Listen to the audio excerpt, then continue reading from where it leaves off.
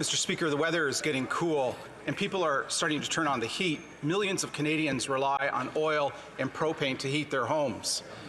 The cost of those fuels, however, has skyrocketed. It now costs upwards of $5,000, $6,000, or even $7,000 a winter to heat their home. And now the government has put on top of that a carbon tax that will cost upwards of $400 or $500 a winter. People are getting desperate. Will the government listen, including to the Premier of Newfoundland and Labrador, and cut the tax on oil and propane heat? The Honourable Government House Leader.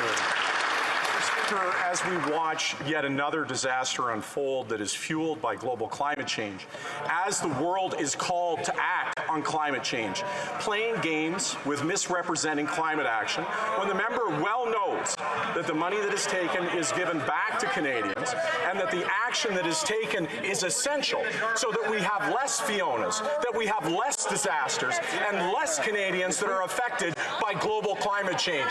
We have to take action, Mr. Speaker.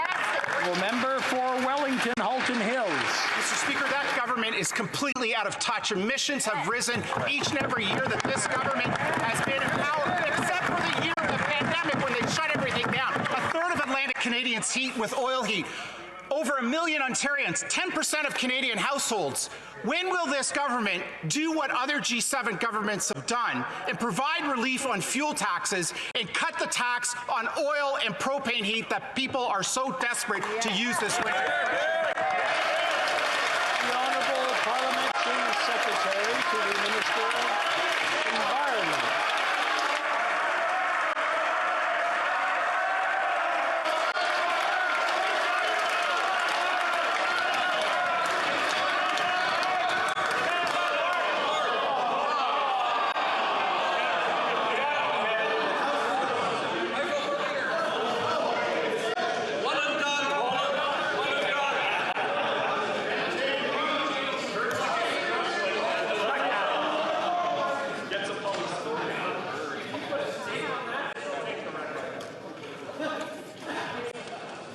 I believe the Honourable Member for Wellington Halton Hills would like to hear the answer to that.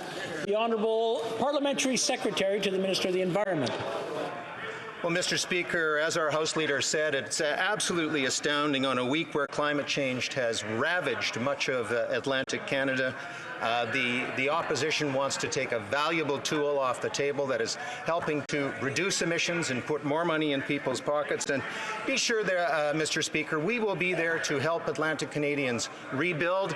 And, Mr. Speaker, we will be there to help them transition from carbon-intensive fuels to greener energy. Mr. Speaker, we will be there for Atlantic Canadians.